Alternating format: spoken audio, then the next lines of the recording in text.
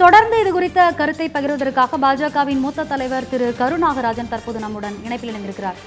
Sir வணக்கம். சொல்லுங்க, இப்போ இந்த விஸ்வகர்மா திட்டத்தை ஒரு அடிப்படை காரணமே இன்றி திமுக அரசு கடுமையாக எதிர்த்து வருகிறது. இது குறித்து நீங்கள் எப்படி பார்க்கிறீங்க? உங்களுடைய பார்வை என்ன? மிகப்பெரிய அநியாயம்மா.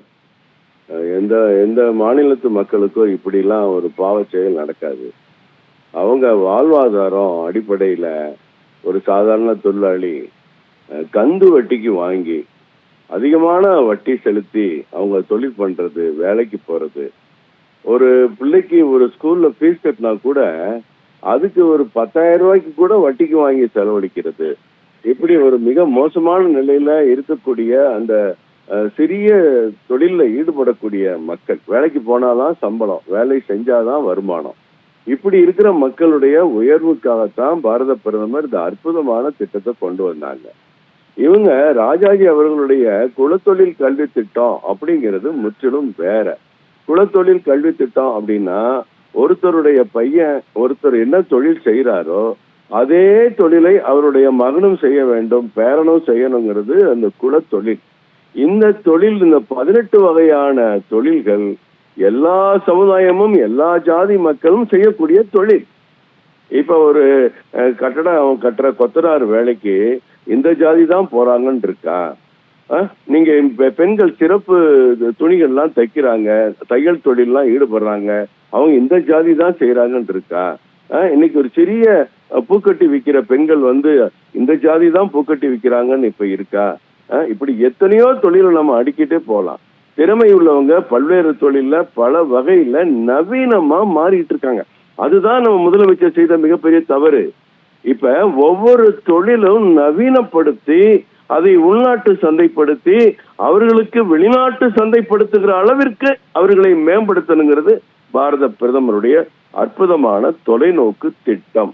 அதை இவர்கள் புரிந்து கொள்ளாமல், புரிந்து கொண்டாலும் கூட புரிந்து கொள்ளாதது போல் நடித்து அதை பாஜக அரசுக்கும் மத்திய அரசுக்கும் ஒரு குறையை சொல்ல வேண்டும் என்ற அடிப்படையிலே அந்த குலக்கல்வி திட்டத்தை சமப்படுத்தி இதை பேசுவது மிக மிக மதியீனம் அப்படின்னு முன்னாள் பல்கலைக்கழக துணைவேந்தர் ஐயா பாலகுருசாமி சொல்லியிருக்கிறார். இந்த நேரத்துல சுட்டிக்காட்டதான் வேணும். ஏன்னா அவ்வளவு ஒரு திறமை மிக்க மாணவர்களுக்கு வாழ்க்கைக்கு வழிகாட்டிய ஒரு பெரிய முக்கிய பிரமுகர் தலைவர் அதை சொல்றாருன்னா அவர் சாதாரணமா ஆராய்ச்சி பண்ணாம சொல்ல மாட்டாங்க. அப்படிப்பட்ட நிலைதான் இன்றைக்கு தமிழகத்துல ஒரு தொழில் செய்யறதற்கு பயிற்சி. இன்றைக்கு நீங்க பாருங்க, முடி திருத்தகம், அது ஒரு 50 வருஷத்துக்கு முன்னாடி செய்தவர்களே செய்வாங்க. ஏன் 40 வருஷம் 30 வருஷத்துக்கு முன்னாடி அவங்க பிள்ளைங்க அதுல ஈடுபடுவாங்க, அல்லது உறவினர் ஈடுபடுவாங்கன்னு நம்ம பார்த்தோம். இன்றைக்கு இந்த முடி திருத்தவங்க மாறி நவீனமா ஏசி வசதியோட 5 ஸ்டார் ஹோட்டல் மாதிரி 3 ஸ்டார் ஹோட்டல் மாதிரி அங்க ஒர்க் பண்றவங்க எல்லாருமே வெளி மாநிலத்துக்காரர்கள் இங்க ஒர்க் பண்ணக்கூடிய சூழ்நிலை இன்றைக்கு அந்த தொழில் மாறி இருக்கிறது. தொழிலை செய்பவர்கள் யார் என்று கேட்டால் எல்லா சமுதாயமும் அதுல இருக்காங்க. குறிப்பிட்ட மருத்துவர் சமுதாயம் மட்டுமல்ல, திருவள்ளுவர் சமுதாயம், அந்த எல்லா சமுதாய மக்களும் இன்றைக்கு அந்த தொழில ஈடுபடுறாங்கன்னா அது எந்த அளவுக்கு மேம்பட்டிருக்கு, நவீனமாயிருக்கு. அந்த மாதிரி தொழில் இன்னைக்கு ஃபேஷன் டிசைன்ல எவ்வளவு தொழில் வாய்ப்புகள் இருக்கு. ஒரு டெய்லர்னா டெய்லர் மாதிரி அடுத்து ஃபேஷன் டிசைன் போற அளவுக்கு இதுல தொழில் வாய்ப்பு, நவீனமான ஒரு பயிற்சிகள், அவங்க அப்பப்ப மேம்படுத்துறதுக்கான வாய்ப்பு. முதல்ல 1 லட்சம் வட்டி இல்லா கடன். அந்த 1 லட்சத்தை கட்டி முடிச்சா 2 லட்சத்துக்கு 5% வட்டி. நீங்க நல்லா பாருங்க, 5% வட்டி டாலர்ல பிசினஸ் பண்ணா கூட நம்ம நாட்டுல கிடைக்கிறது இல்ல.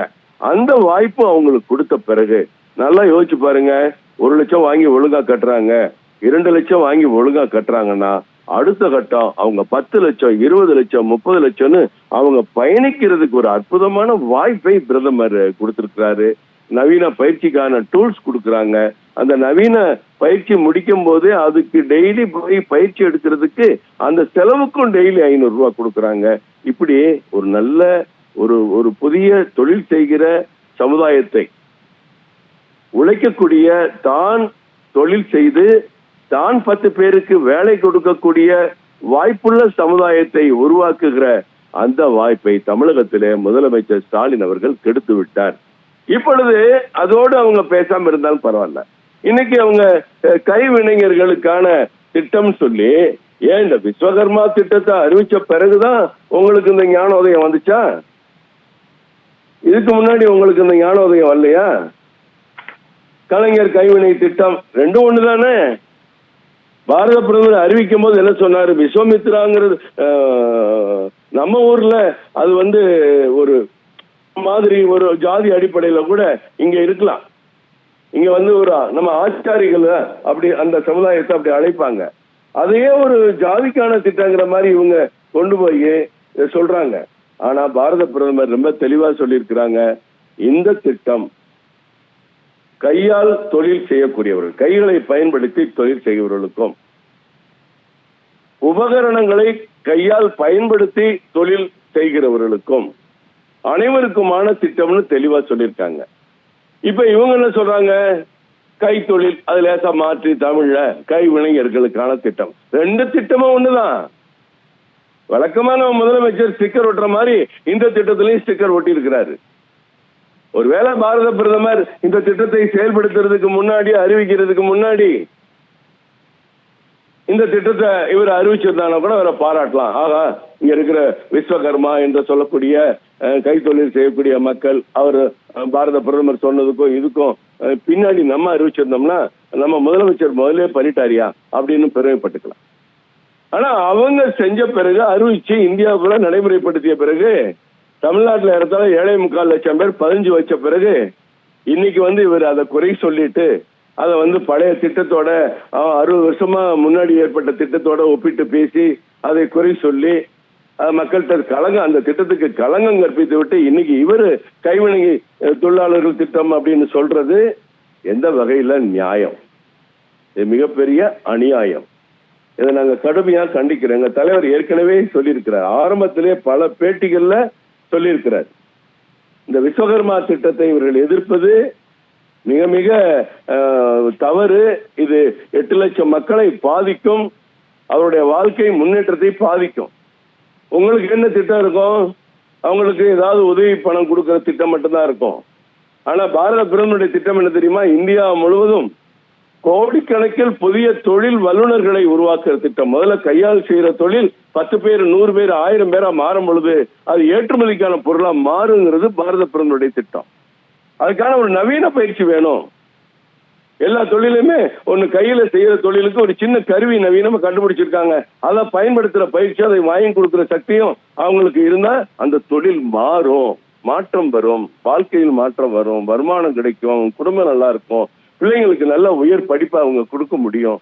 அப்படிங்கிற திட்டத்தை மறுத்து விட்டு அதே ஒன்று காப்பி பேஸ்ட் பண்ணி அதுக்கும் அவங்க அப்பா பேர் தான் கலைஞர் கைவினை திட்டம். அவரை விட்டா இந்த தமிழ்நாட்டுல வேற தலைவர்களே கிடையாது. ஏன் அவர்களே சொல்வது போல திராவிட மாடல் அரசிற்கு அடித்தளமிட்ட எத்தனையோ தலைவர்கள் இருக்காங்கல்ல, அதை கூட வைக்க மாட்டாங்க. கலைஞர் இந்த கைவினை திட்டம் என்பது பாரத பிரதமருடைய விஸ்வகர்மா திட்டத்தினுடைய ஸ்டிக்கர் என்பதையும் தெரிவித்து, இவர்கள் என்ன திட்டம் வேணாலும் கொண்டு வரட்டும், ஆனால் ஏற்கனவே பயின்று வைத்திருக்கிற மத்திய அரசின் திட்டத்தில் பயின்று வைத்திருப்பவர்களுக்கும் இவர்கள் வாய்ப்பை மறுக்கக்கூடாது, அதையும் நடைமுறைப்படுத்த வேண்டும் என்று முதலமைச்சரை கேட்டுக்கொள்கிறேன். நிச்சயமாக விஸ்வகர்மா திட்டத்தை திமுக அரசு எதிர்ப்பது குறித்து உங்களுடைய கருத்துக்களை நம்முடன் பகிர்ந்து கொண்டமைக்கு நன்றி.